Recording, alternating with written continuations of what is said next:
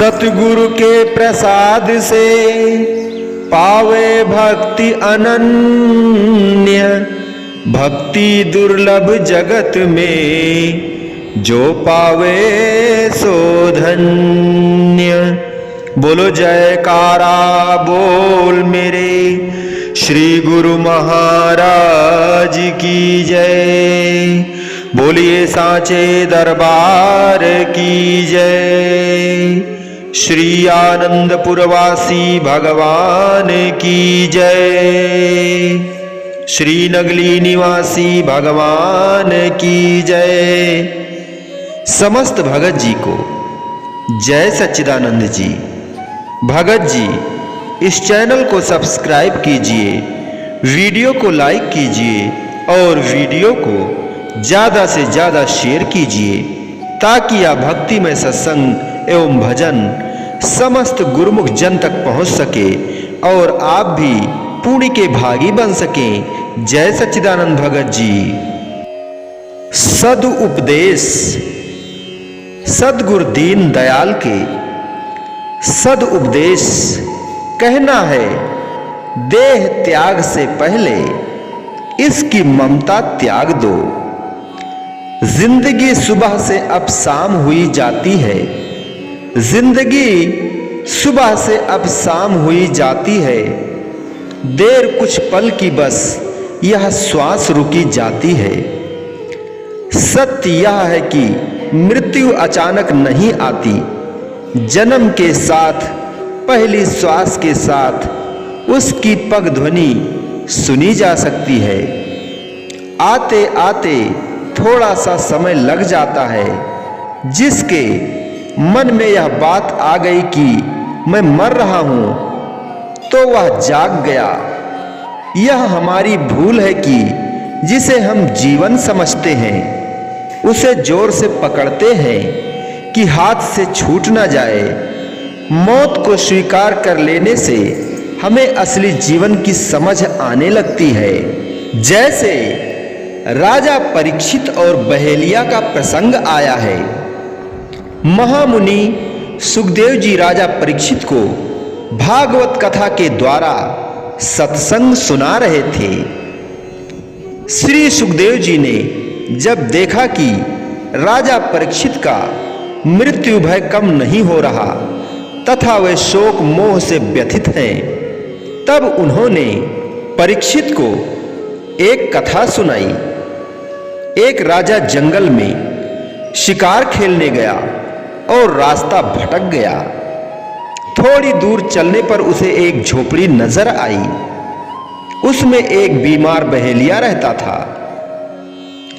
उसने झोपड़ी में एक ओर मल मूत्र त्याग करने का स्थान बना रखा था और अपने खाने के लिए जानवरों का मांस झोपड़ी की छत पर टांग रखा था। वह बहुत छोटी दुर्गंध युक्त झोपड़ी थी। राजा ने विवशतावश बहेलिये की उस दुर्गंध युक्त झोपड़ी में रात भर ठहरने की प्रार्थना की।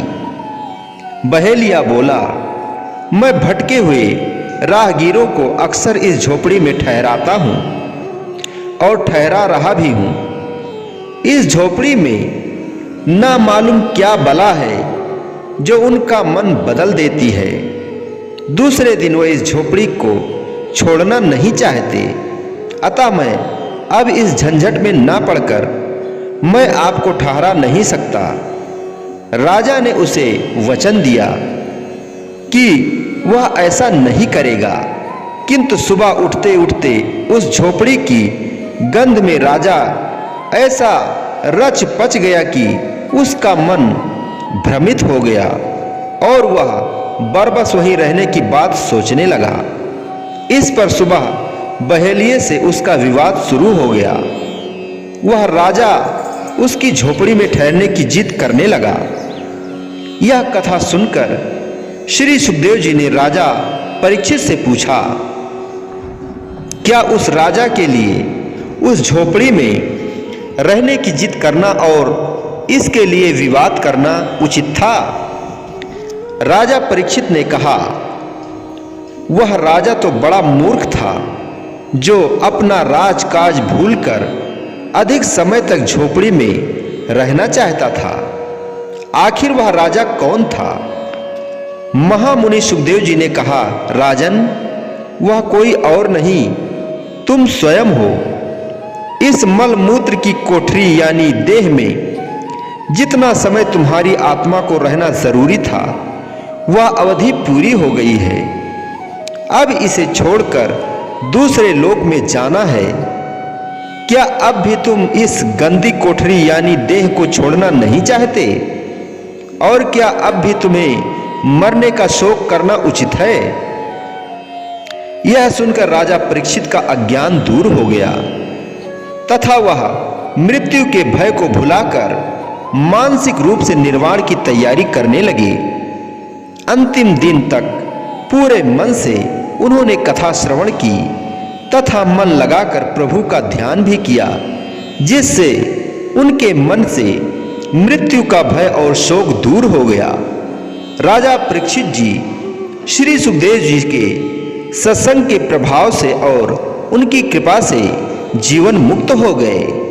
या असार संसार में प्रेम भक्ति ही सार, सो गुरु कृपा से पाइए और नहीं आधार। जागे पूर्व पुण्य जब सतगुरु हुए दयाल, प्रेम भक्ति धन से हुआ जीव यह माला माल। अब नहीं खटका काल का, यम नेड़े नहीं आए, सब चिंता भय त्रास से सतगुर लिए बचाए। सेवक सुमिरे भाव त्यों राता गुरु के रंग, सेवक सुमिरे भाव स्यों राता गुरु के रंग। सुख दुख जीवन मरण में गुरु सेवक के संग। अपने सतगुरु देव को मन से नहीं बिसारे, गुरुमुख सोई जानिए रैन दिवस जो सुमिरे। जब ही गुरु दर्शन हुए सुखी भये तिहु काल, दासन दास का यह भय मिटा छूटे सब जंजाल। बोलो जयकारा बोल मेरे श्री गुरु महाराज की जय। बोलिए सांचे दरबार की जय। श्री आनंदपुरवासी भगवान की जय। श्री नगली निवासी भगवान की जय। श्री सच्चिदानंद भगवान की जय। समस्त भगत जी को जय सच्चिदानंद जी।